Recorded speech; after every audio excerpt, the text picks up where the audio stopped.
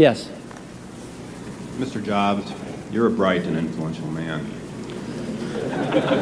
Here it comes. It's sad and clear that on several counts you've discussed, you don't know what you're talking about.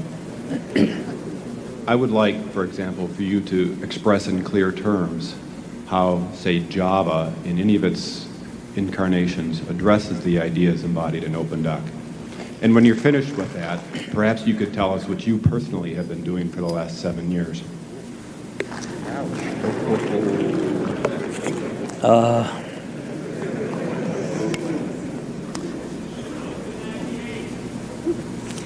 You know, you can please some of the people some of the time, but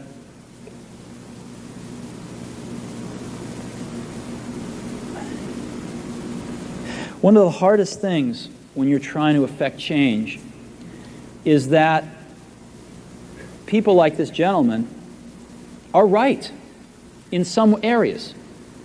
I'm sure that there are some things OpenDoc does, probably even more that I'm not familiar with, that nothing else out there does. And I'm sure that you can make some demos, maybe a small commercial app that demonstrates those things. The hardest thing is, how does that fit in to a cohesive, larger vision that's going to allow you to sell $8 billion, $10 billion of product a year? And one of the things I've always found is that you've got to start with the customer experience and work backwards to the technology. You can't start with the technology and try to figure out where you're going to try to sell it. And I've made this mistake probably more than anybody else in this room. And I've got the scar tissue to prove it.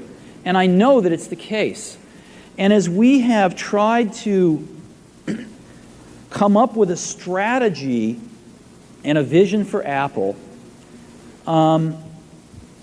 it started with what incredible benefits can we give to the customer? Where can we take the customer?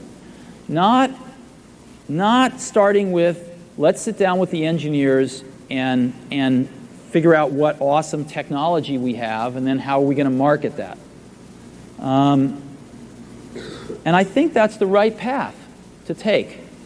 I remember with the laser writer, we built the world's first small laser printer, as you know, and there was awesome technology in that box. We had the first Canon cheap laser printing engine in the world, in the United States here at Apple. We had a very wonderful printer controller that we designed. We had Adobe's PostScript software in there. We had AppleTalk in there. Just awesome technology in the box. And I remember seeing the first printout come out of it and just picking it up and looking at it and thinking, you know, we can sell this. Because you don't have to know anything about what's in that box. All we have to do is hold this up and go, do you want this? And if you can remember back to 1984, before laser printers, it was pretty startling to see that. People went, whoa, yes. And that's where Apple's got to get back to. And, you know, I'm sorry that OpenDoc's a casualty along the way, and I readily admit there are many things in life that I don't have the faintest idea what I'm talking about. So I apologize for that too. But there's a whole lot of people working super, super hard right now at Apple. You know, Avi, John, Garino, Fred. I mean, the whole team is working, burning the midnight oil, trying to, and people, you know, hundreds of people below them, to execute on some of these things, and they're doing their best. And I think that what we need to do, and some mistakes will be made, by the way. Some mistakes will be made along the way. That's good, because at least some decisions are being made along the way. And we'll find the mistakes, we'll fix them. And I think what we need to do is support that team going through this very important stage as they work their butts off. They're all getting calls, being offered 3 times as much money to go do this, do that. The valley's hot. None of them are leaving. And I think we need to support them and see them through this and write some damn good applications to support Apple out in the market. That's my own point of view. Mistakes will be made. Some people will be pissed off. Some people will not know what they're talking about. But I think it is so much better than where things were not very long ago. And I think we're going to get there.